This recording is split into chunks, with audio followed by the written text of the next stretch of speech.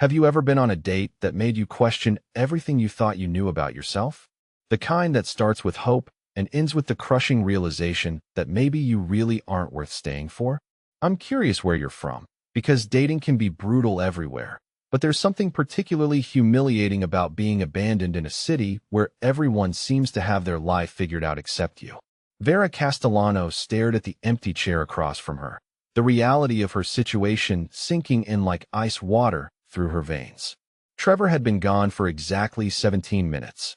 She knew because she'd been watching the elegant gold clock on the wall of Meridian, one of downtown Seattle's most exclusive restaurants, since the moment he'd excused himself to take what he'd called an urgent business call. The waiter approached for the third time, his professional smile strained at the edges. "We're ready to order now," she wanted to say, but the words stuck in her throat like bitter medicine. Instead, she managed a weak smile and asked for just a few more minutes, her voice barely above a whisper. At 28, Vera had thought she was past the point of naive hope when it came to men.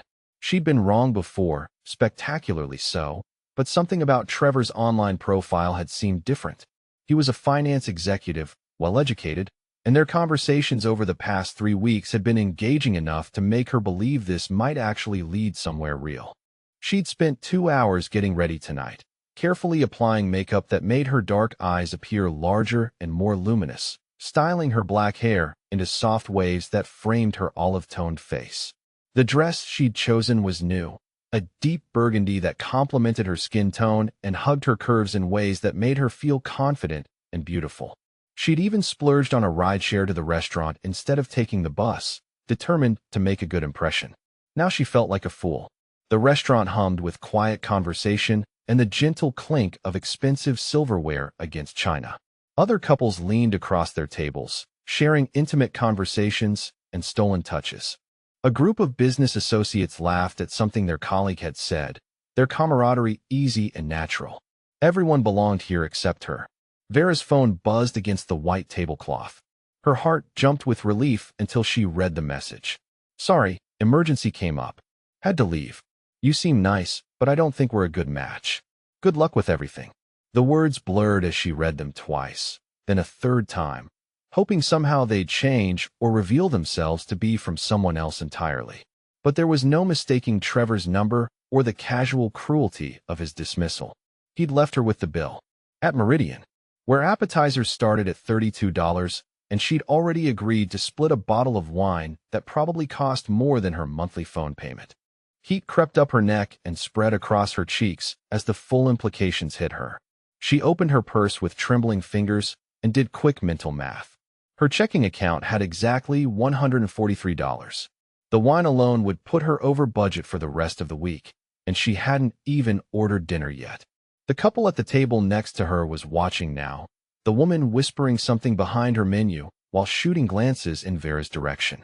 The businessman's table had gone quiet too, and she caught fragments of their conversation drifting over the soft jazz music. "Poor thing," someone murmured. "How embarrassing. Can you imagine just leaving someone like that? Maybe she did something to deserve it." Each word hit her like a physical blow. Vera closed her eyes and took a deep breath, trying to summon the dignity her mother had always insisted was more valuable than money or status. But dignity didn't pay restaurant bills, and it certainly didn't erase the hollow ache in her chest that whispered the same cruel message her father had left her with 15 years ago. "You're not worth staying for." She was reaching for her purse, prepared to quietly ask the waiter about the cost of just the wine and pray her card wouldn't be declined, when a shadow fell across her table. "Excuse me." The voice was deep, warm, with just a hint of an accent that suggested European origins. "May I join you?" Vera looked up to find herself staring into the most striking pair of green eyes she'd ever seen. The man standing beside her table was tall, probably 6 foot, with dark hair that was perfectly styled but looked soft enough to run her fingers through. He wore a charcoal gray suit that was clearly custom-tailored, the fabric hanging on his broad shoulders in a way that suggested both wealth and excellent taste. But it was his face that made her breath catch. Strong jawline, high cheekbones, and those incredible eyes that seemed to see everything while revealing nothing. She started, then stopped, acutely aware of how she must look sitting alone at a table set for two. wine glasses half empty, her face probably still flushed with embarrassment. Dominic Romano had been watching the drama unfold from his table across the restaurant, and every protective instinct he possessed had roared to life the moment he'd seen the man abandon this beautiful woman. He'd built an empire by reading people, by understanding exactly when someone was vulnerable and how to respond appropriately. Right now, this woman needed rescue, and he'd never been able to resist a damsel in distress. Especially not one with such expressive dark eyes and the kind of natural beauty that didn't require enhancement, though she'd clearly taken care with her appearance tonight. The burgundy dress was perfect on her, and the way she carried herself despite her obvious mortification suggested an inner strength that intrigued him. "Your date is an idiot," he said simply, settling into the empty chair across from her before she could protest. "And poorly raised, to leave a lady in such circumstances." Vera blinked at him, wondering if this was some kind of elaborate joke or if she was hallucinating from stress. "You don't even know me," she managed. "I know enough." He signaled the waiter with a subtle gesture, the kind of understated authority that suggested he was accustomed to immediate attention. "I know you've been sitting here alone for 20 minutes, fighting back tears and calculating whether you can afford dinner. I know that jackass left you with the bill and probably some pathetic excuse about incompatibility." The accuracy of his assessment made her stomach clench. "How do you know that?" "Because I've been watching, and because men like him follow predictable patterns." He leaned back in his chair, somehow managing to look completely at ease despite having just inserted himself into a stranger's evening. "I'm Dominic Romano, and I have a proposal for you." Vera's heart hammered against her ribs. This felt surreal, like something that happened in movies or romance novels, not to women who worked as administrative assistants and lived paycheck to paycheck. "I don't even know what to say." "Start with your name," he suggested, and his smile transformed his entire face from handsome to devastating. "Vera," she whispered. "Vera Castellano. Beautiful name for a beautiful woman." The waiter approached, and Dominic spoke without taking his eyes off her face. "We'll start fresh. New bottle of wine, and bring us your tasting menu. The lady deserves a proper evening." "I can't let you pay for," she started, but he held up one elegant hand. "You're not letting me do anything," he said firmly. "I'm choosing to ensure that your evening ends better than it began. The only question is whether you'll allow me the pleasure of your company while I do it." There was something about the way he said it, the quiet confidence and genuine warmth in his voice, that made her defenses crumble. She'd spent the last 20 minutes feeling worthless and disposable, but the way he looked at her made her feel seen in a way that was both thrilling and terrifying. "Why?" she asked. "Why would you do this for a complete stranger?" "Because beautiful women shouldn't be abandoned," he said simply. "And because something tells me you're worth getting to know." The sincerity in his voice made her chest tighten with emotion she wasn't prepared for. She'd built walls around her heart precisely to avoid moments like this, when hope felt both precious and dangerous. "I don't understand what's happening right now," she admitted. "Then let me explain." He leaned forward slightly, and she caught a hint of expensive cologne mixed with something uniquely masculine. "You came here tonight hoping for connection, for someone to see you and appreciate what they found. That idiot was too blind to recognize what was sitting across from him. His loss is my extraordinary gain." The waiter returned with a new bottle of wine and began the ritual of presenting and opening it, giving Vera time to process what was happening.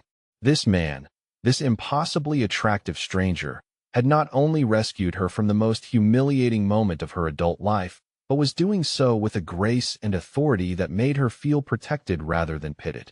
She washed his hands as he tasted the wine and gave his approval. Strong hands with long fingers, she noticed, the kind that suggested competence in everything they touched. There was something about him that radiated power, not in an aggressive way, but in the quiet confidence of someone who was accustomed to getting what he wanted. "What do you do, Dominic Romano?" she asked as the waiter poured wine into fresh glasses. "I solve problems," he said, and something in his voice suggested there was much more to that story. "And right now, your problem is that you've had a terrible evening with someone who didn't deserve you. I intend to fix that." The first course arrived, and Vera realized she was actually hungry for the first time in hours. The food was incredible, each bite a small revelation, but it was the company that transformed the evening. Dominic was an exceptional conversationalist, drawing her out with thoughtful questions about her work, her interests, her dreams for the future. She found herself telling him about her job at the architectural firm, how she'd always been fascinated by the way buildings could shape human experience. He listened with genuine interest, asking follow-up questions that showed he was really hearing her, not just waiting for his turn to speak. As the evening progressed, she became increasingly aware of the way he watched her, as if she were the most fascinating woman in the room.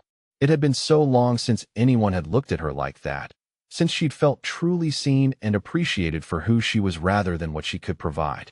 When the last course was finished and the wine bottle empty, Vera felt like she was floating. Whether it was the alcohol or the company, she couldn't say, but the humiliation of the evening's beginning felt like it belonged to someone else entirely. "Thank you," she said as he signaled for the check. "I don't know how to repay you for this. Spend more time with me," he said immediately.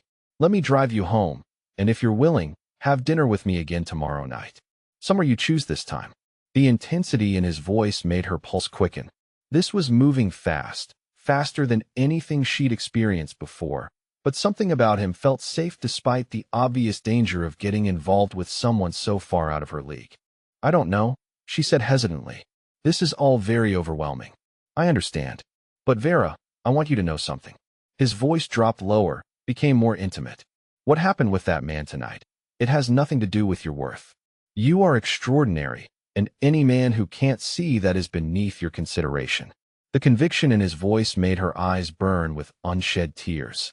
How could a stranger see value in her that the men she'd actually dated had missed? "My car," she started, then stopped, realizing how pathetic it would sound to admit she'd taken rideshare because her 10-year-old Honda was in the shop again. "I'll take care of it," he said simply, standing and moving around the table to pull out her chair. "Whatever you need, I'll take care of it." As his hand settled on the small of her back to guide her toward the restaurant's exit, Vera felt something shift in her chest. For the first time in longer than she could remember, she felt protected, cherished even. She had no idea that the man whose touch was sending electricity through her nervous system was one of the most powerful and dangerous men in Seattle, or that accepting his protection would change her life in ways she couldn't begin to imagine. All she knew was that Trevor's abandonment, which had felt like the end of the world 2 hours ago, had led her to this moment, to him. And for the first time in years, she was grateful to have been left behind. The drive to her apartment building should have been awkward. Vera sat in the passenger seat of Dominic's sleek black BMW, hyper-aware of everything from the soft leather interior to the subtle scent of his cologne filling the confined space. She kept stealing glances at his profile as he navigated the Seattle streets with the easy confidence of someone who owned whatever space he occupied. He'd insisted on driving her home despite her protests that she could easily call another rideshare. Something about the way he'd said absolutely not, with that quiet authority that brooked no argument, had made her stomach flutter in ways she wasn't ready to examine. The silence between them wasn't uncomfortable exactly, but it was charged with an energy that made her pulse race. Every time he shifted gears, she found herself watching his hands on the steering wheel, remembering how those same hands had guided her through the restaurant with such careful consideration.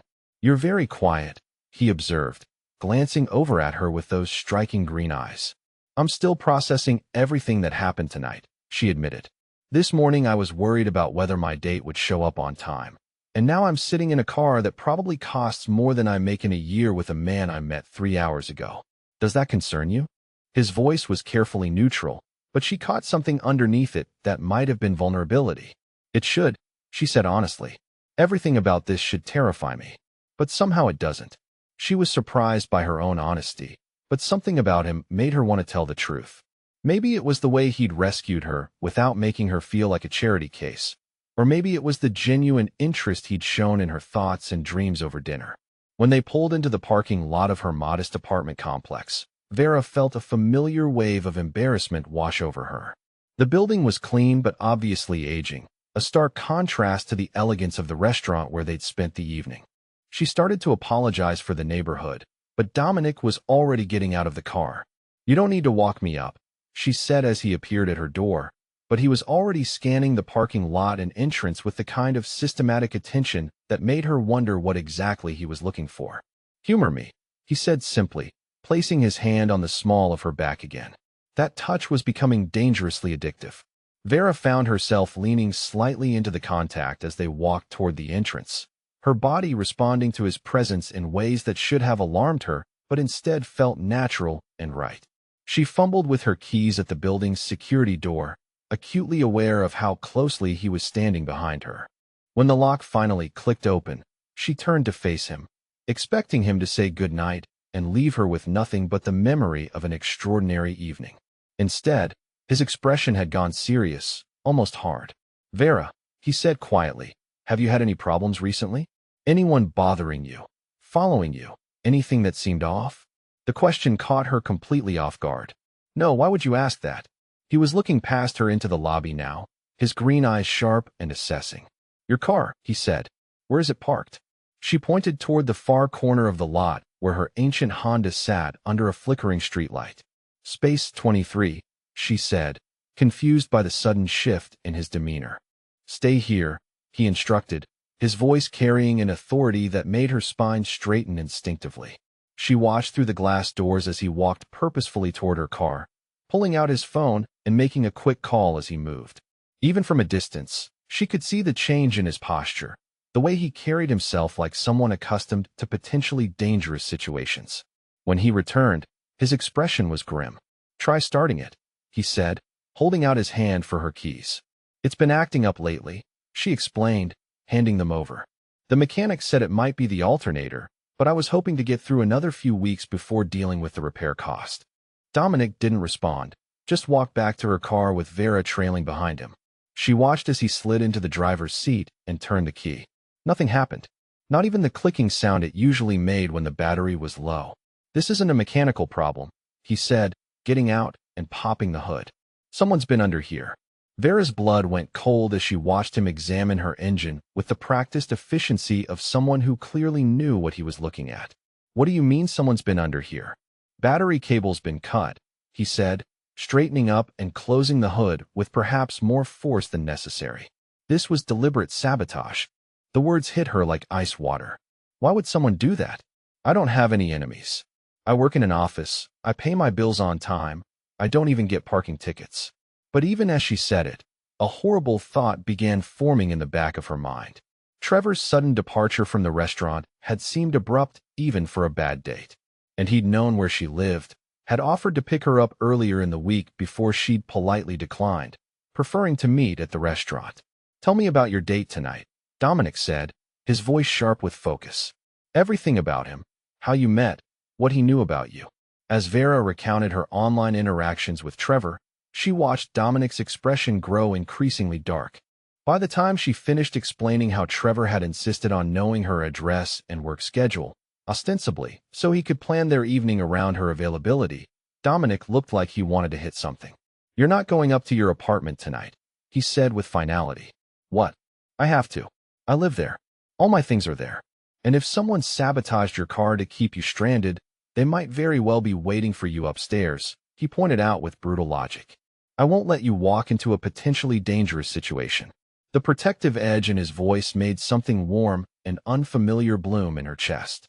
She'd spent her entire adult life taking care of herself, handling her own problems, never having anyone to rely on but herself. The idea that this man, this virtual stranger, was willing to put himself between her and potential danger was both thrilling and terrifying. "But I can't just not go home," she protested weakly. "You can, and you will," he said firmly. "You're coming with me tonight, and tomorrow we'll figure out how to handle this situation properly." Before she could argue further, he was already walking back toward his car, clearly expecting her to follow. Vera stood frozen in the parking lot, her mind reeling as she tried to process the rapid shift from romantic evening to potential stalker situation. "Vera," he called from beside his car, and something in his voice made her look up to meet his eyes. "I know this is overwhelming, and I know you have no reason to trust me, but I swear to you, you'll be safe with me. Whatever's happening here, we'll figure it out together." The sincerity in his voice, combined with the obvious concern in his expression, made her decision for her. She walked toward his car on unsteady legs, her entire world feeling like it had shifted off its axis in the span of a single evening. The drive to his building took them through downtown Seattle's most exclusive neighborhood, past gleaming high-rises and restaurants she'd only ever seen in magazines. When they pulled into the underground garage of a building that was clearly among the most expensive in the city, Vera felt the wealth disparity between them like a physical weight. The elevator to his penthouse was lined with mirrors and operated with a key card rather than buttons, which only reinforced how far out of her league this entire situation had become. She caught sight of herself in the mirrored walls and winced. Despite Dominic's gallant rescue, she still felt like an imposter in this world of luxury and refinement. "You're thinking too hard," he observed, watching her reflection with those perceptive green eyes. "I'm thinking that this is insane," she said honestly. 6 hours ago, I didn't know you existed, and now I'm going to your penthouse because someone might be trying to hurt me. This isn't how my life works." "How does your life work?" he asked with genuine curiosity. Quietly, she said immediately. Predictably. "I go to work, I come home, I watch Netflix and eat takeout. I don't have dramatic evenings or mysterious car sabotage or incredibly attractive men rescuing me from bad dates." The elevator doors opened directly into his apartment, and Vera's breath caught in her throat. Floor-to-ceiling windows offered a breathtaking view of Elliott Bay and the Seattle skyline. The furniture was clearly expensive but comfortable, all clean lines and rich textures that managed to feel welcoming despite the obvious cost. But it was the subtle details that caught her attention and made her pulse quicken with something that wasn't entirely fear. Security cameras discreetly positioned at entry points. A sophisticated alarm panel by the elevator. And unless she was imagining things, the artwork on the walls was positioned to provide clear sight lines throughout the main living area. This wasn't just the home of a wealthy businessman. This was the home of someone who took security very seriously, someone who had reason to expect danger. "Make yourself comfortable," Dominic said, shrugging out of his suit jacket and hanging it in a closet that she glimpsed was perfectly organized. "Can I get you something to drink? Water? Wine? Something stronger?" "Water would be great," she said, still taking in her surroundings with wide eyes. She watched him move through his kitchen with easy familiarity, noting the high-end appliances and granite countertops that probably cost more than her annual rent. Everything about the space screamed wealth and taste, but it was the way he moved through it that fascinated her. Like he was completely at home, but constantly aware of his surroundings. When he returned with her water, she was standing at the windows, looking out at the glittering city below. "It's beautiful," she said softly. "Not as beautiful as you," he replied, and the simple sincerity in his voice made her turn to face him. The intensity of his gaze made her breath catch. In the soft lighting of his apartment, with his tie loosened and his dark hair slightly mussed from running his hands through it, he was even more devastatingly attractive than he'd been in the restaurant. But it was more than just his physical appeal that drew her. It was the way he looked at her like she was something precious and unexpected, like she was exactly what he'd been searching for without knowing it. "Dominic," she started, then stopped, not sure how to voice the questions swirling in her mind. "What is it?" he asked, moving closer but stopping just short of touching her. "What do you do, really?" she asked quietly. "And don't say you solve problems. I've seen enough tonight to know there's more to it than that." He was quiet for a long moment, studying her face as if trying to determine how much truth she could handle. "I run a family business," he said finally. "Security, protection services, investments. Some of it operates in gray areas that law enforcement doesn't always appreciate." The careful way he phrased it told her everything she needed to know, and somehow she wasn't surprised. The expensive car, the penthouse, the way he'd assessed her parking lot like he was checking for threats, the obvious security measures in his home. It all pointed to a man who lived in a world where danger was a constant consideration. "Are you afraid?" he asked, and she could hear the vulnerability beneath the question. She should be afraid. Any rational woman would be terrified to find herself alone with a man who'd just essentially admitted to criminal connections. But as she looked into his eyes, all she felt was the same strange sense of safety that had enveloped her from the moment he'd sat down at her table. "No," she said honestly. "I should be, but I'm not." Something shifted in his expression, a tension she hadn't realized he'd been carrying seeming to ease from his shoulders. "You can have my room tonight," he said, his voice slightly rough. "I'll take the couch." "I can't take your bed," she protested. Yes, you can, he said firmly. You've been through enough tonight. You deserve to be comfortable. The thoughtfulness of the gesture, the way he was putting her needs before his own comfort, made her chest tighten with emotion she wasn't prepared for. When was the last time anyone had taken care of her like this, without expecting anything in return? Thank you, she whispered. For everything. I don't know how I'll ever repay you. You don't need to repay me, Vera, he said, reaching out to gently touch her cheek. Taking care of you isn't a debt. It's a privilege. The tender way he touched her face, combined with the conviction in his voice, made her knees weak. She found herself leaning into his touch, her body responding to his proximity in ways that should have alarmed her, but instead felt like the most natural thing in the world. When he finally showed her to his bedroom, she was struck by how personal the space felt. Unlike the carefully neutral public areas of the apartment, this room was unmistakably his.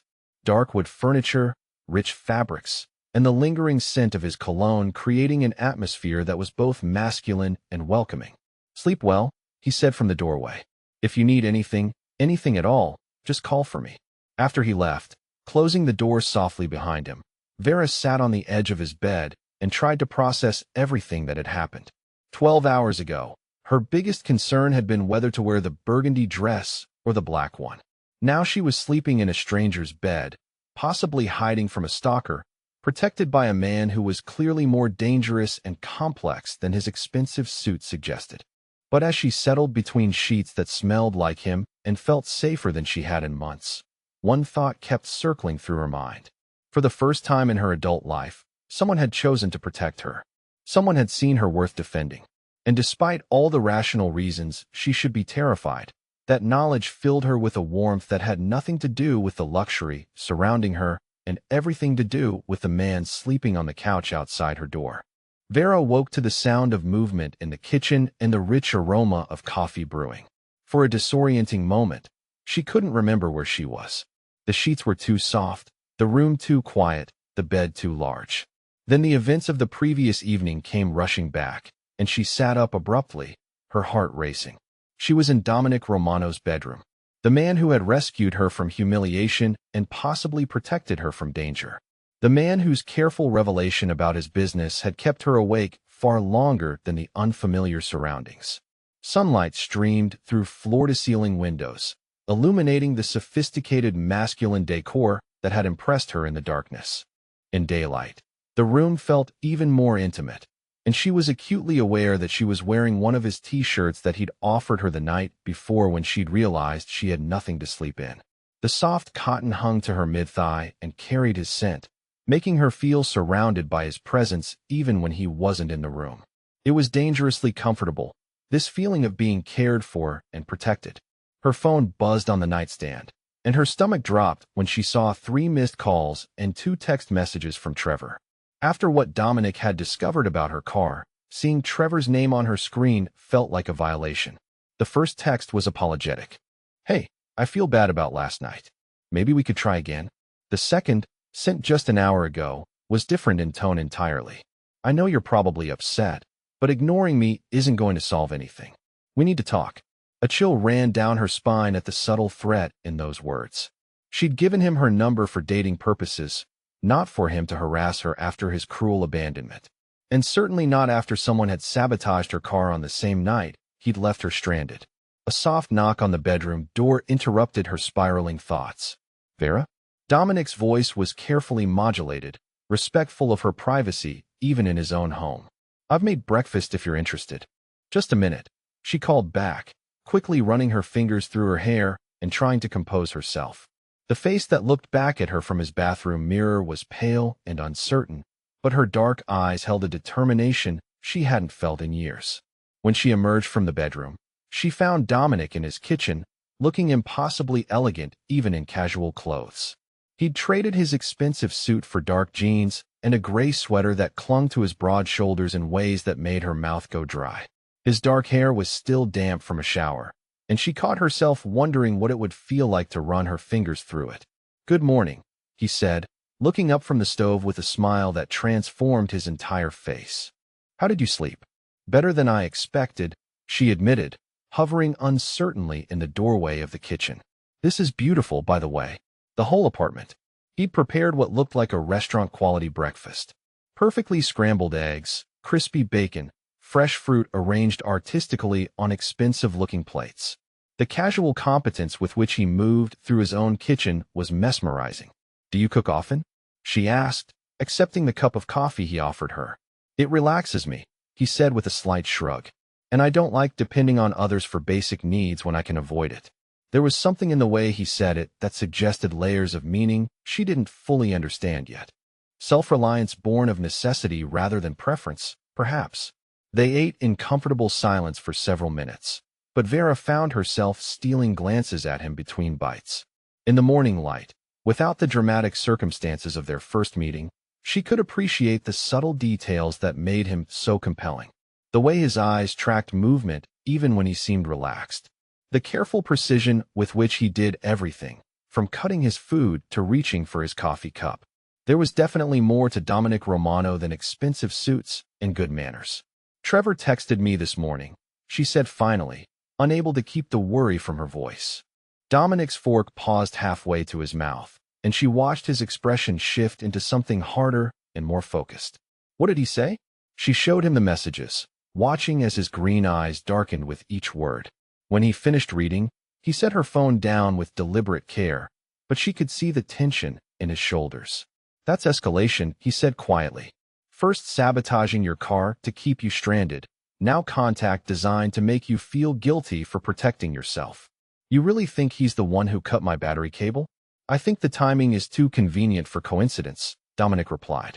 "And I think men who abandon women in restaurants and then demand second chances aren't operating from a place of respect or healthy boundaries." The way he said it, with such certainty and controlled anger, made her realize he was speaking from experience. Not personal experience necessarily, but professional knowledge of how dangerous men operated. "What exactly do you do, Dominic?" she asked quietly. "Last night you mentioned security and protection services, but I'm starting to think there's more to it than corporate consulting." He was quiet for a long moment, studying her face with those perceptive eyes. She could almost see him weighing how much truth to share, calculating whether she could handle the full picture. "My family has been in security for 3 generations, he said finally. "We protect people and businesses that law enforcement can't or won't help. Sometimes that means operating outside conventional legal boundaries." The careful phrasing told her everything she needed to know, and somehow she wasn't shocked. Everything about him, from his hyper-awareness of his surroundings to the expensive security system in his home, pointed to a man who lived in a world where danger was routine. "Are you afraid of me now?" he asked, and she could hear the vulnerability beneath the question. She should be afraid. Any rational woman would be terrified to find herself having breakfast with a man who'd essentially admitted to criminal connections. But looking into his eyes, seeing the careful way he was watching her reaction, all she felt was curiosity and a growing sense of safety. "No," she said honestly. "Should I be?" "Not from me," he said with quiet intensity. "Never from me." The conviction in his voice made her believe him completely, which probably should have concerned her more than it did. "Can I tell you something?" she asked, setting down her coffee cup with hands that trembled slightly. "Anything. I have terrible judgment when it comes to men," she said, the words coming out in a rush. "My track record is honestly embarrassing. I attract users and disappointment like some kind of magnet." "What happened?" he asked gently, and the genuine interest in his voice made her want to tell him everything. "My father left when I was 13, she said, staring down at her hands rather than meeting his eyes. "Just packed up one day and disappeared. No explanation, no goodbye, no forwarding address. My mother spent months making excuses for him, telling me he'd come back when things settled down at work, but eventually even she had to admit he was gone for good." The memory still stung, even 15 years later. The way she'd waited by the window every evening for weeks, convinced that today would be the day he'd pull into their driveway with some reasonable explanation for his absence. "Ever since then," she continued, "I seem to pick men who confirm what he taught me about my worth. Men who take what they want and then leave when something better comes along." She risked a glance at Dominic's face and was surprised to find not pity, but understanding in his expression. "That's not about your worth, Vera," he said quietly. "That's about their character. Your father's abandonment was his failure. not yours. The simple statement, delivered with such certainty, made her eyes burn with unshed tears. She'd spent years in therapy trying to believe that same truth, but hearing it from him somehow carried more weight than anything her counselor had ever said. "What about you?" she asked, partly to change the subject and partly because she genuinely wanted to understand him better. "You said your family's been in security for generations. Did you choose this life, or did it choose you?" Something shifted in his expression, a shadow of old pain crossing his features. "I was groomed for it from childhood," he said after a moment. "My father died when I was 16, and I inherited responsibilities I wasn't ready for. The family business, the expectations, the weight of other people's safety and livelihood. I've never had the luxury of choosing a different path."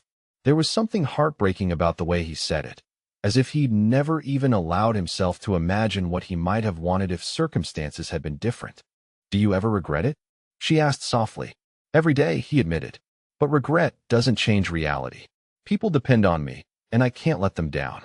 The loneliness in his voice made her chest ache. She'd spent years feeling isolated by her father's abandonment, but at least she'd had choices about how to build her life afterward. Dominic seemed trapped by duty and legacy in ways she was only beginning to understand. Without thinking, she reached across the table and covered his hand with hers. The contact sent electricity through her nervous system, but more than that, it felt right. Natural. He looked down at their joined hands, then back up at her face, and she saw something shift in his expression. The careful control he maintained seemed to slip for just a moment, revealing something raw and hungry underneath. "Vera," he said, his voice rougher than before. "Yes, I need you to know something. Last night, rescuing you from that restaurant, bringing you here, it wasn't just about being helpful. From the moment I saw you sitting alone in that dress, looking like you were fighting back tears but refusing to let them fall, I wanted you." The honesty in his confession made her breath catch. She'd felt the attraction between them, the charged awareness that made every innocent touch feel electric. But hearing him admit it so directly was both thrilling and terrifying. "I wanted to protect you, yes, but I also wanted to claim you. To make sure no other man ever had the chance to hurt you the way that idiot did." The possessive edge in his voice should have alarmed her, but instead it sent heat spiraling through her body. She'd never had a man look at her with such focused intensity, as if she were something precious and desirable rather than convenient and disposable. "I don't understand what's happening between us," she whispered. "Neither do I," he admitted, turning his hand palm up to intertwine their fingers. "But I know I don't want it to stop." The moment stretched between them, charged with possibility and the kind of tension that made her acutely aware of every point where their bodies might touch. She found herself leaning forward slightly, drawn by the magnetic pull of his presence. His free hand came up to cup her cheek, thumb stroking gently across her skin, and she felt herself melting into the touch. This was what she'd been searching for in all those failed relationships, this feeling of being truly seen and valued and desired. When he started to lean closer, she closed her eyes and tilted her face up toward his, her heart hammering against her ribs with anticipation. The sharp ring of his phone shattered the moment like glass. Dominic cursed softly under his breath, but he didn't immediately move away. For a heartbeat, she thought he might ignore the call entirely. Then his professional instincts kicked in, and he pulled back with obvious reluctance. "I have to take this," he said apologetically, glancing at the caller ID with a frown. "It's about business that can't wait." She watched him answer the call, noting how his entire demeanor shifted into something more authoritative and commanding. This was the man who ran a family security business, who operated in gray areas and made decisions that affected other people's lives. From her end of the conversation, she could only hear his responses, but the tone told her everything she needed to know. Someone had a problem, and they were calling Dominic to fix it. When he hung up, his expression was grim. "I need to handle something," he said. "It shouldn't take more than a few hours, but I don't want to leave you here alone." "I'll be fine," she started to protest, but he was already shaking his head. "Your phone's been buzzing while we were talking," he pointed out. "Check your messages." With growing dread, Vera looked at her phone and felt her blood run cold.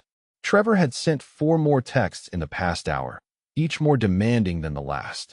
"I saw you leave with someone last night." "Who was he?" "You can't just ignore me forever, Vera. We had something good." I know where you work. Maybe I should stop by, and we can talk in person. This isn't over between us. I won't let some random guy ruin what we could have." The escalation was undeniable, and the implied threat in the last message made her hands shake. "Pack a bag," Dominic said, his voice hard with controlled fury. "You're coming with me. Where are we going?" "To handle this problem permanently," he said with deadly calm. "And to make sure Trevor understands that you're under my protection now." The dangerous edge in his voice should have frightened her, but instead it filled her with a sense of security she'd never experienced before. For the first time in her life, someone was willing to stand between her and danger. Someone saw her as worth protecting. As she went to gather her things, she couldn't shake the feeling that her quiet, predictable life was about to change in ways she couldn't imagine. But looking back at Dominic, seeing the determined set of his shoulders and the protective fire in his green eyes, she realized she wasn't afraid of that change. She was ready for it. The morning's business had taken them to a warehouse district that Vera suspected most Seattle residents didn't even know existed. She'd waited in Dominic's car while he disappeared into a nondescript building with two men who looked like they could bench press small cars. When he'd returned 30 minutes later, there had been blood on his knuckles that he'd casually wiped away with a handkerchief. She hadn't asked what had happened inside, and he hadn't volunteered the information. But something had shifted in his demeanor, a dangerous satisfaction that told her Trevor's harassment problem had been definitively addressed. Now they were driving through a completely different part of the city, toward a neighborhood of elegant older homes where families with old money had put down roots generations ago. "Where are we going?" she asked, watching tree-lined streets give way to increasingly impressive properties. "To meet my mother," he said, glancing over at her with something that might have been nervousness. "She's expecting us for dinner." The casual way he said it made her stomach drop. "Your mother?" "Dominic, I can't meet your mother. I'm wearing yesterday's clothes, and I don't even have makeup with me." "You look beautiful," he said simply. "And my mother doesn't care about those things. She cares about whether you make me happy." The implication that she made him happy sent warmth spiraling through her chest, but it was quickly replaced by panic. Meeting a man's mother felt significant, relationship serious in ways that terrified her given how quickly everything was moving between them. "I don't understand why you want me to meet her," she said honestly. "Because you're important to me," he replied without hesitation. "And because she's been waiting 34 years for me to bring someone home who actually matters." The conviction in his voice made her chest tighten with emotion she wasn't prepared for. She'd known him less than 24 hours, but somehow the idea of being important to him felt both natural and revolutionary. The Romano family home was a stunning Mediterranean-style villa with manicured gardens and a circular driveway that spoke of generations of wealth and refinement. As Dominic helped her out of the car, Vera felt the familiar anxiety of not belonging in spaces designed for people far above her social station. "Relax," he murmured, his hand settling on the small of her back in the gesture that was becoming wonderfully familiar. "She's going to love you." The woman who answered the door was petite and elegant, with silver-streaked dark hair and the same striking green eyes as her son. She was probably in her early 60s, but carried herself with the kind of timeless grace that suggested she'd been beautiful her entire life.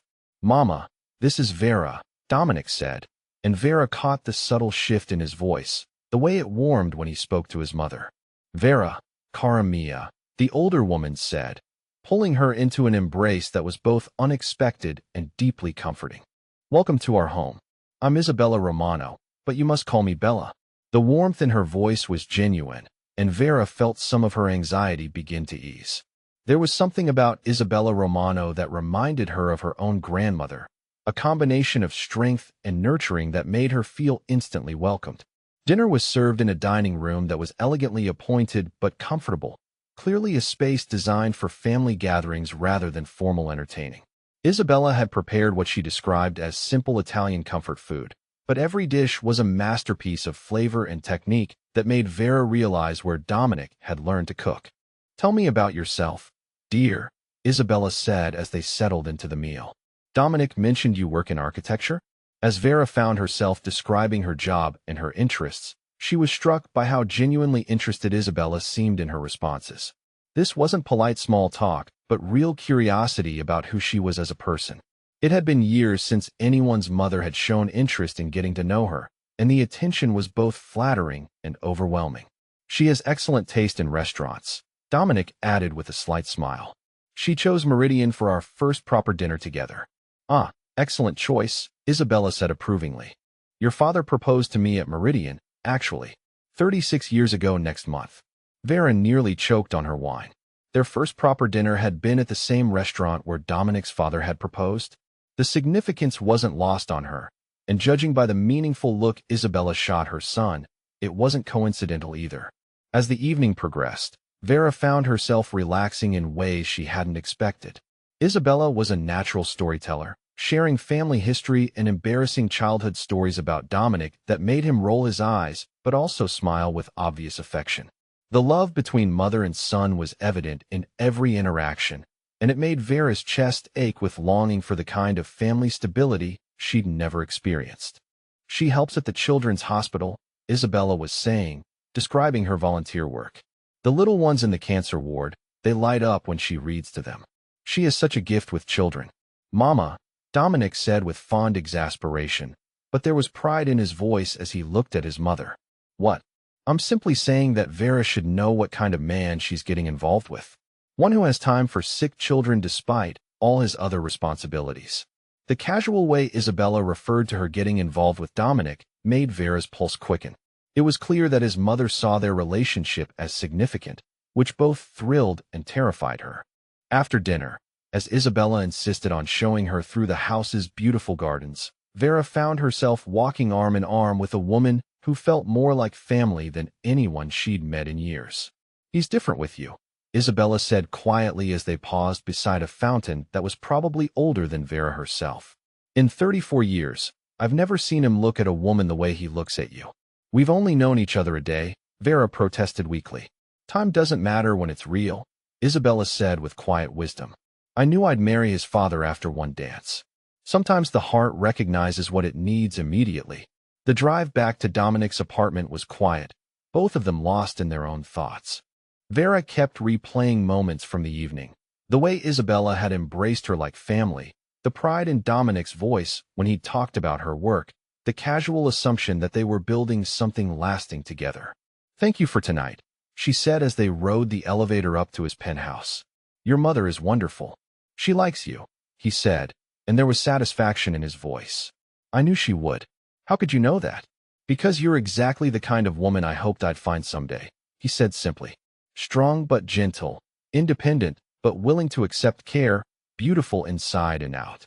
The honesty in his voice made her breath catch. They were standing close together in the confined space of the elevator, and she was acutely aware of his presence, the warmth radiating from his body and the subtle scent of his cologne that was becoming intoxicatingly familiar. When the elevator doors opened into his apartment, the tension that had been building between them all day seemed to crystallize into something urgent and undeniable. She turned to face him, intending to say something about what a lovely evening it had been, but the words died on her lips when she saw the way he was looking at her. Vera, he said, his voice rough with barely controlled desire. Yes, I want you, he said simply. More than I've ever wanted anything in my life. The raw honesty in his confession made her knees weak. She could see the restraint he was exercising, the way he was holding himself back and waiting for her to make the choice. I want you too, she whispered, surprised by her own boldness. Something shifted in his expression, the careful control he'd maintained all day finally slipping to reveal the hunger underneath. He stepped closer, his hand coming up to cup her cheek with infinite gentleness despite the fire in his eyes. Are you sure? He asked quietly. Because once we cross this line, there's no going back for me. You won't be someone I can let go of. The possessive edge in his voice should have alarmed her, but instead it sent heat spiraling through her body. She'd never had a man look at her with such focused intensity, as if she were something precious and essential rather than convenient and replaceable. Instead of answering with words, she rose up on her toes and kissed him. The contact was electric, sending shockwaves through every nerve ending in her body. His lips were warm and firm and perfect against hers, and when he deepened the kiss, she felt herself melting into him completely. This was what she'd been searching for in all those failed relationships, this feeling of rightness and completion and desperate want all tangled together. His hands settled on her waist, pulling her closer until her body was pressed against his from chest to thigh. She could feel the evidence of his desire through their clothes, could hear the way his breathing had gone ragged with need.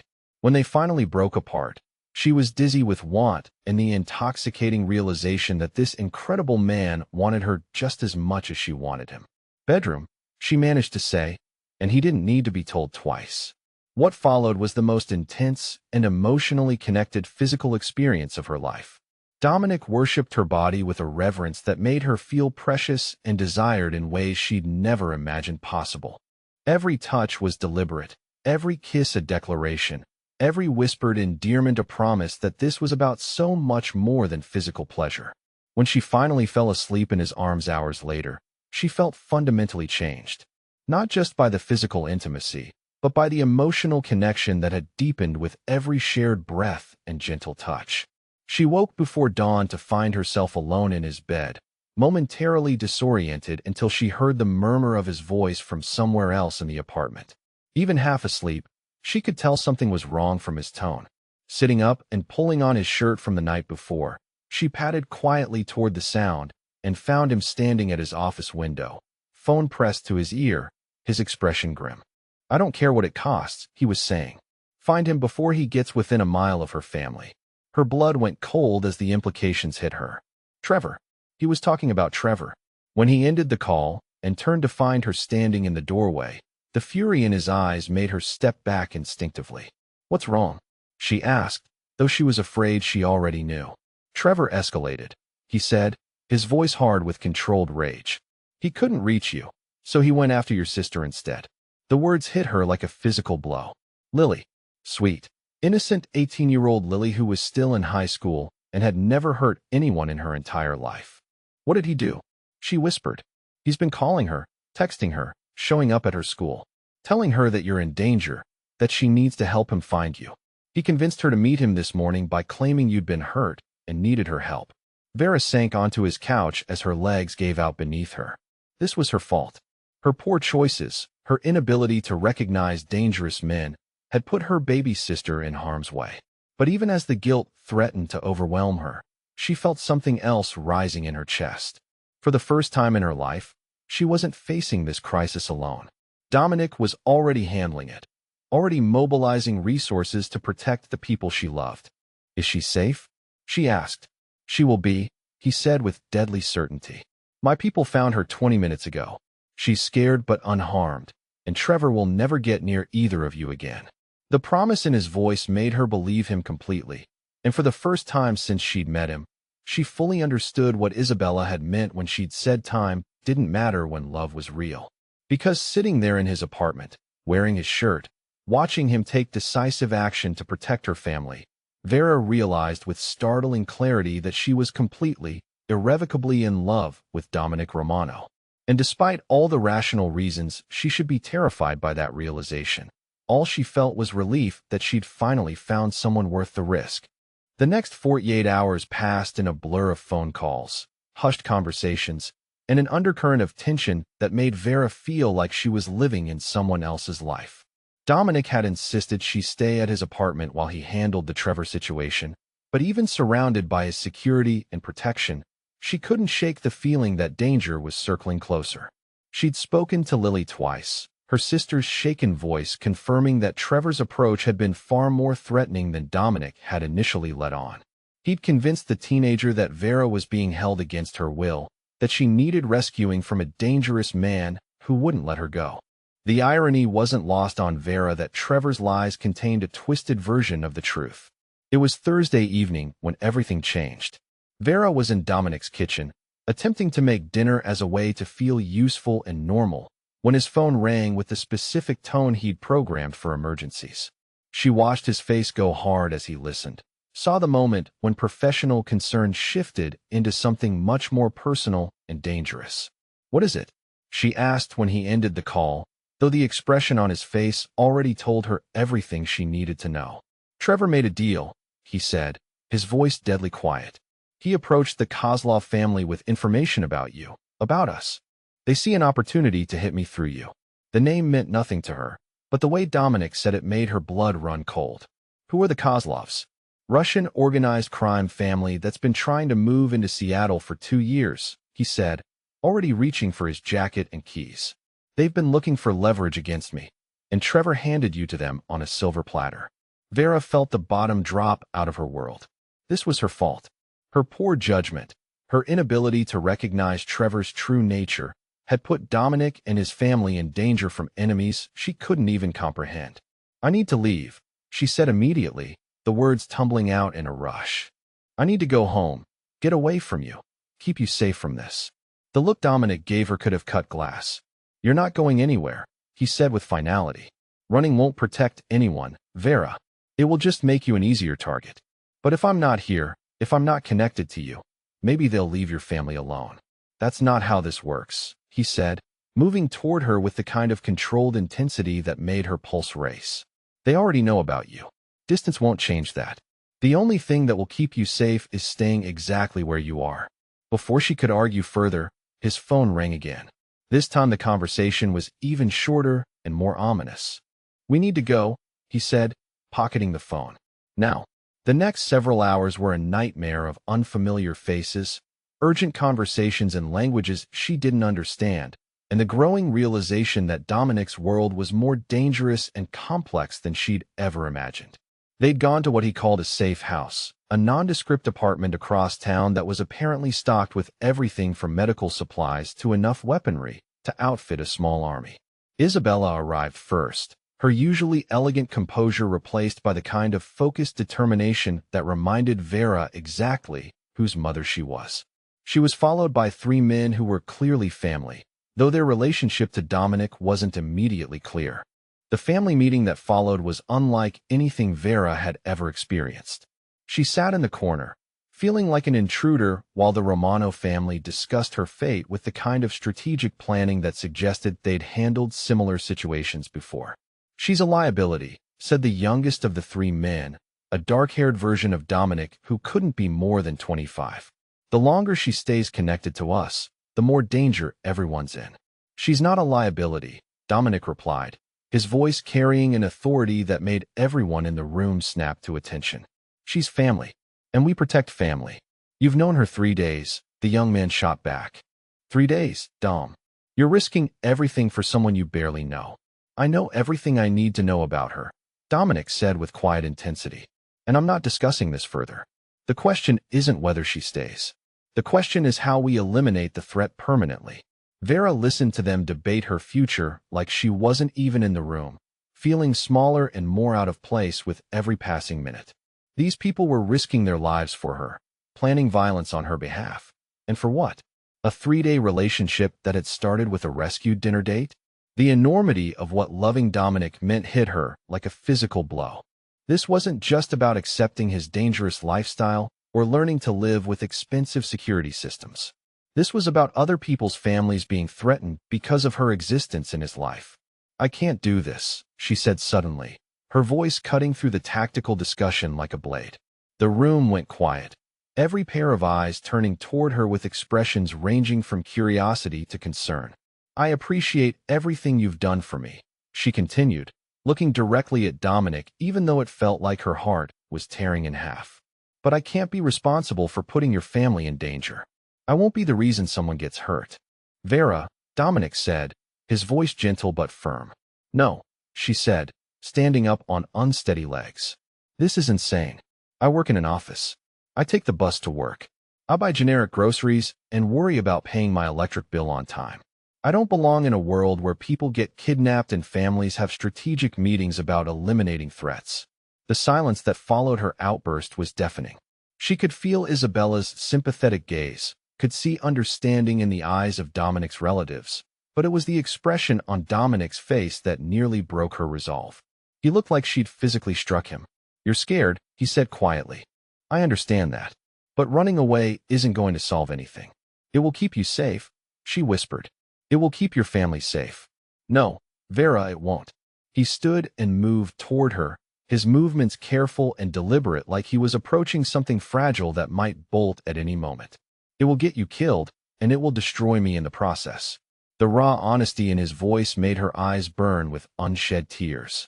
She wanted to believe him, wanted to trust that love could somehow triumph over the harsh realities of his world, but the fear was overwhelming. "You don't understand," she said, her voice breaking. "Everyone I've ever loved has left. My father, every boyfriend I've ever had, everyone who was supposed to stay walked away the moment things got complicated. I can't survive you leaving too." "I'm not leaving," he said with fierce intensity. "I'm not your father, Vera. I'm not those other men who were too weak to see what they had. I'm here, and I'm staying, and nothing you do is going to change that." The conviction in his voice made something crack open in her chest, but the fear was still there, still whispering that this couldn't possibly last. "What if you change your mind?" she asked desperately. "What if you wake up one morning and decide this isn't worth the danger and complications? What if loving me costs you everything that matters?" "Then it costs me everything," he said simply, "and it will still be worth it." The absolute certainty in his voice stole her breath. She'd never had anyone speak about loving her with such unwavering conviction, such complete acceptance of whatever consequences might follow. "Kara," Isabella said gently, drawing Vera's attention. "May I tell you something about my son?" Vera nodded, not trusting her voice. "In 34 years, I have never seen him compromise his judgment for a woman," Isabella continued. "He has never brought someone to meet me, never introduced someone to his family, never risked his safety or ours for anyone outside our blood." "Do you know why?" Vera shook her head. "Because he was waiting for you," Isabella said with quiet conviction. "For someone worth the risk, worth the danger, worth changing his entire life for. He would rather face every enemy we have than lose you." The love and acceptance in her voice made tears spill down Vera's cheeks despite her efforts to hold them back. "But what if I'm not strong enough for this?" she whispered. "What if I'm not brave enough to live in a world where people I love might get hurt because of me?" "Then we'll help you learn to be strong," Dominic said, reaching for her hands. "Together, as a family." Before she could respond, his phone buzzed with an incoming text. The change in his expression as he read it made everyone in the room go tense. "They have her sister," he said quietly. The words hit Vera like ice water. "Lily. Sweet, innocent Lily who was supposed to be safely at home studying for her AP exams. How?" she managed to ask through lips that felt numb. "They grabbed her after school," he said, his voice hard with controlled fury. "They're demanding a trade. You for her." The room erupted in angry voices, everyone talking at once about tactical responses and extraction possibilities. But all Vera could think about was her baby sister in the hands of dangerous strangers because of choices Vera had made. "I'll do it," she said quietly. The talking stopped abruptly. "I'll do the trade," she repeated more firmly. "Whatever they want, wherever they want to meet, I'll do it." "Absolutely not," Dominic said with finality. "She's my sister," Vera shot back, finding strength in her desperation. "This is my fault, my responsibility. I won't let her get hurt because of me. And I won't let you sacrifice yourself," he replied with equal intensity. "We'll find another way." "There is no other way," she said, and for the first time since this nightmare began, she felt completely certain about something. "They have all the power right now. They have Lily, and they know I'll do anything to get her back safely." The look Dominic gave her was full of pride and terror in equal measure. "Then we do this together," he said finally. "But we do it my way, with my people, and with backup plans you can't even imagine." What followed was 3 hours of planning that felt like military strategy sessions. Vera learned that Dominic's family business included resources she'd never dreamed of, connections that stretched far beyond Seattle, and contingency plans for situations that would have been unimaginable to her a week ago. When they finally moved to execute the plan, Vera felt strangely calm. For the first time in her life, she wasn't facing a crisis alone. She had people who cared about her, who were willing to risk everything to keep her and her sister safe. The confrontation itself was swift and decisive. Dominic's preparation and the loyalty of his people turned what was supposed to be Vera's surrender into Trevor and the Kozlovs' complete defeat. When the smoke cleared, Trevor was dead, the Kozlov threat was permanently eliminated, and Lily was safe in Vera's arms. But it was the moment afterward, when Dominic pulled her against his chest and held her like she was something precious he'd almost lost, that Vera finally understood the difference between the men who had left her and the man who had stayed. He'd walked into danger for her. He'd risked everything for her. He'd kept every promise he'd made, and when she'd tried to run to protect him, he'd refused to let her go. "I love you," she whispered against his chest, finally ready to say the words that had been building in her heart since the moment he'd sat down at her table. "I love you too," he replied, his voice rough with emotion. "And now that this is over, I'm never letting you out of my sight again." As they drove away from the warehouse where her old life had finally been put to rest, Vera realized she wasn't afraid anymore. Not of his world, not of the danger, and most importantly, not of being left behind. Because Dominic Romano didn't leave the people he loved. He protected them, cherished them, and built a life around keeping them safe. And for the first time in her life, Vera was someone worth staying for. 3 weeks after the warehouse confrontation, Vera woke up in Dominic's bed and realized something fundamental had shifted in her world. Not just the obvious things, like the way she no longer startled at unexpected sounds or checked over her shoulder when walking alone. The change was deeper than that, more profound than simply feeling safe for the first time in months. She felt like she belonged somewhere.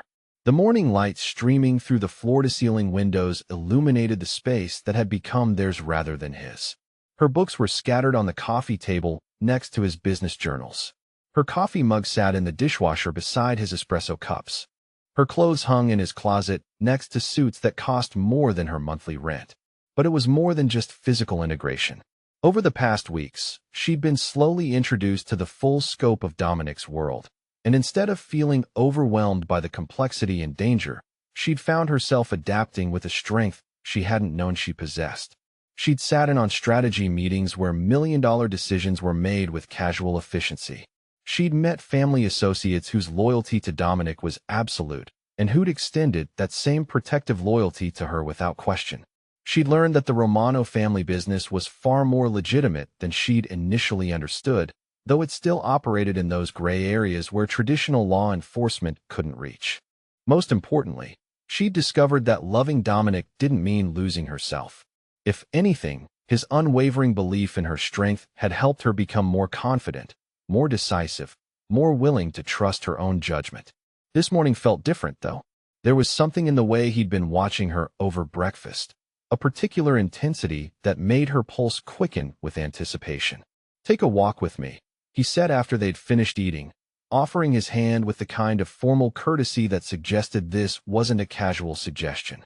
They walked through Pike Place Market, past vendors selling fresh flowers and artisanal coffee, past tourists taking photos of the famous fish throwers. It was a beautiful Seattle morning, crisp and clear with the kind of golden sunlight that made the city look like something from a postcard. When they reached the waterfront, Dominic stopped at a bench that overlooked Elliott Bay. The same view she could see from his apartment windows, but somehow more significant from down here where the city moved around them in busy, normal rhythms. "Vera," he said, turning to face her with an expression that was both nervous and determined. Her heart started beating faster, some instinct telling her that whatever he was about to say would change everything between them forever. "3 weeks ago, you nearly walked away from me because you were afraid of what loving me might cost," he said quietly. "You were terrified that I would leave when things got complicated, that you weren't worth the danger and difficulties my world would bring." She remembered that night in the safe house, the way her fear had nearly cost her everything that mattered. It felt like a lifetime ago now. "I need you to know that every day since then has only confirmed what I knew the moment I sat down at your table," he continued. "You are the strongest, bravest, most extraordinary woman I've ever known, and I want to spend the rest of my life proving that to you." He reached into his jacket pocket and pulled out a small velvet box that made her breath catch in her throat. "I'm asking you to marry me, Vera," he said, dropping to one knee right there on the waterfront with tourists and vendors and street musicians providing the soundtrack to the most important moment of her life. "I'm asking you to take my name, share my life, and let me love you for whatever time we have on this earth." When he opened the box, the ring inside was breathtaking. Not ostentatiously large, but clearly exquisite, a classic solitaire that caught the morning light and threw it back in brilliant flashes. But it was the look in his eyes that made her knees weak. Pure, unguarded love mixed with vulnerability that took her breath away. "Yes," she whispered, then louder, strong enough for the whole waterfront to hear. "Yes, of course yes." The kiss that followed felt like a promise, a beginning, and a coming home all wrapped into one perfect moment. Around them, tourists applauded and vendors called out congratulations. But all Vera could focus on was the feeling of Dominic's arms around her and the knowledge that she'd finally found her person. The ring fit perfectly, which made her suspect he'd been planning this moment longer than he'd let on. "How long have you been carrying that around?" she asked as they walked back toward his car, her left hand feeling strange and wonderful with the unfamiliar weight of the diamond. "Since the day after you met my mother," he admitted with a slight smile. "She told me that evening that I'd be an idiot to let you get away, and I've never been one to argue with sound business advice." The wedding planning that followed was unlike anything Vera had ever experienced. Isabella took charge with the kind of efficient elegance that suggested she'd been waiting 34 years for the chance to plan her son's wedding, while Vera found herself swept along in decisions about flowers and venues and catering that felt simultaneously overwhelming and magical. They settled on an intimate ceremony at the Romano family home, with only close family and friends in attendance.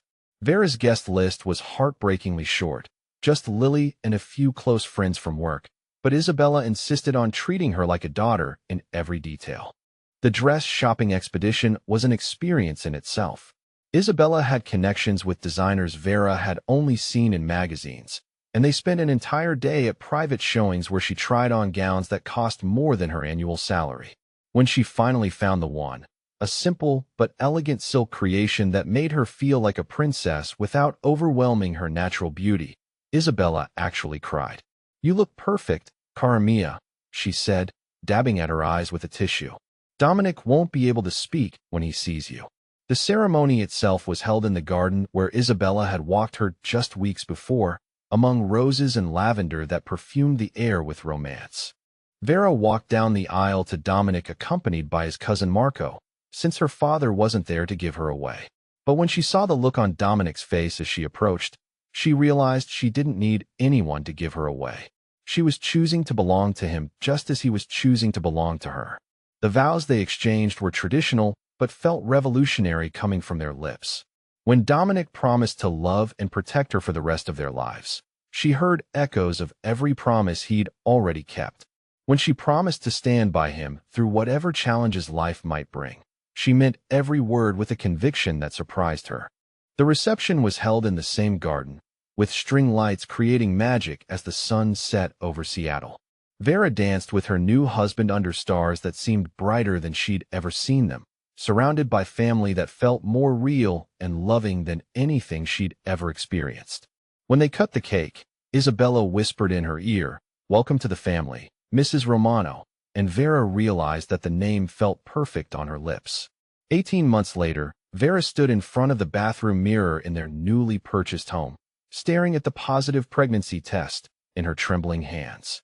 They'd been trying for 6 months, and seeing those 2 pink lines felt like confirmation that the happiness of the past 2 years wasn't just a beautiful dream. The house they'd bought was in the same elegant neighborhood as Isabella's home, close enough for family dinners, but private enough for the security systems that were simply part of their reality. Vera had insisted on decorating it herself, blending Dominic's sophisticated taste with her own preference for warmth and comfort.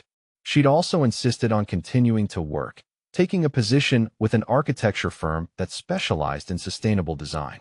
Dominic had been supportive but protective, as always, though he'd relaxed considerably once he'd thoroughly vetted her new colleagues in office security. Their marriage had been everything she'd dreamed of and nothing she'd expected. Dominic was tender and passionate, protective and encouraging, demanding and generous in equal measure. He challenged her to be stronger while making her feel cherished in ways that still took her breath away. More importantly, he'd kept every promise he'd made. When her car broke down, he fixed it without being asked. When she got food poisoning from questionable sushi, he held her hair back and brought her soup without complaint. When she had nightmares about Trevor or the Kozlovs, he held her until she felt safe enough to sleep again. He'd proven, day after day, that he was nothing like the men who'd left her before. "Darling?" His voice called from downstairs. "Are you ready?" They were going to Meridian for dinner, celebrating the 18-month anniversary of the night they'd met. It had become their tradition to return to the scene of their first meeting, though now they were seated at the best table in the house rather than whatever was available for a woman dining alone. "Coming," she called back, slipping the pregnancy test into her purse with hands that shook with excitement. When she appeared at the top of the stairs, Dominic was waiting at the bottom, wearing a suit that was probably worth more than most people's cars. But it was the way his face lit up when he saw her that made her feel beautiful. "You look incredible," he said, offering his arm with the same courtly manners that had charmed her from their very first evening. The drive to Meridian was comfortable, filled with easy conversation about their days and plans for the weekend. Vera found herself studying his profile as he navigated the Seattle traffic, still amazed sometimes that this incredible man had chosen her. The restaurant looked exactly the same as it had that first night. All elegant lighting and white tablecloths and the quiet murmur of expensive conversation. But everything else had changed beyond recognition. The maitre d' greeted them by name and escorted them to a private table that overlooked the city lights. The wine steward brought Dominic's preferred bottle without being asked. The entire staff treated them with the kind of deference reserved for truly important patrons. But more than that, Vera herself was completely transformed from the woman who'd been abandoned here 18 months ago. She carried herself with confidence now, spoke with authority about her work and opinions, and moved through these elegant spaces like she belonged there. Because she did belong there. As Dominic's wife, as Mrs. Romano, as someone who mattered in this world of power and influence. "You're thinking very hard about something," Dominic observed, watching her face with the perceptive attention that had been one of the first things she'd noticed about him. "I was thinking about that night," she said, gesturing around the dining room. "How different everything is now. Better different or worse different?" he asked with a slight smile. "Definitely better," she said immediately. "Although I have to admit, if Trevor hadn't been such a complete disaster of a human being, we might never have met. I would have found you eventually," Dominic said with the quiet conviction that still made her heart skip beats. "You can't hide light like yours under a bushel forever." "Speaking of finding things," she said, her heart hammering against her ribs as she reached for her purse. "I have something to tell you." She placed the pregnancy test on the white tablecloth between them, watching as Dominic's expression shifted from curiosity to understanding to pure, overwhelming joy. "Are you sure?" he asked, his voice rough with emotion. "Very sure," she said, laughing at the stunned expression on his face. "We're having a baby, Dominic." He was around the table and pulling her into his arms before she could take another breath, kissing her with the kind of passion that made other diners turn and stare.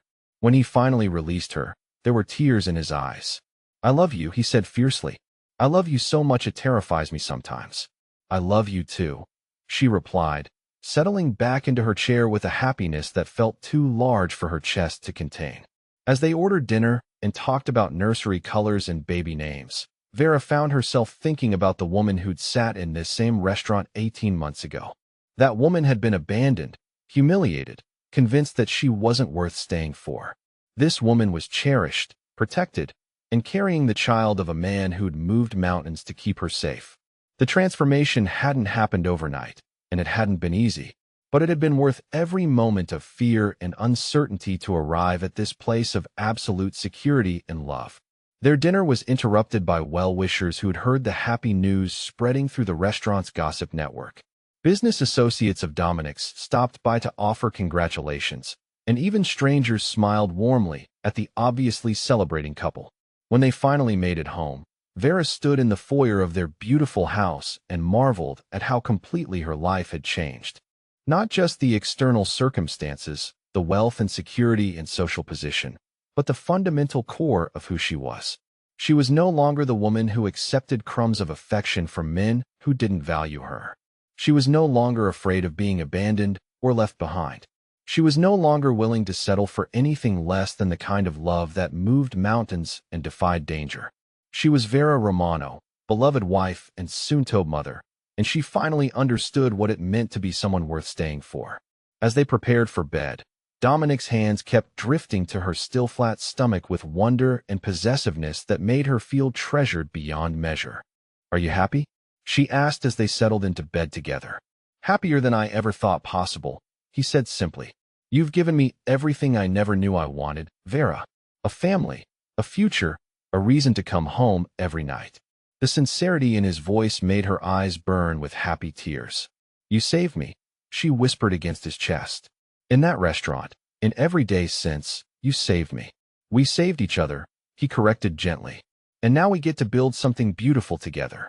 As she drifted off to sleep in her husband's arms, their baby growing safely inside her, Vera thought about paths not taken and possibilities that had seemed impossible just 18 months ago.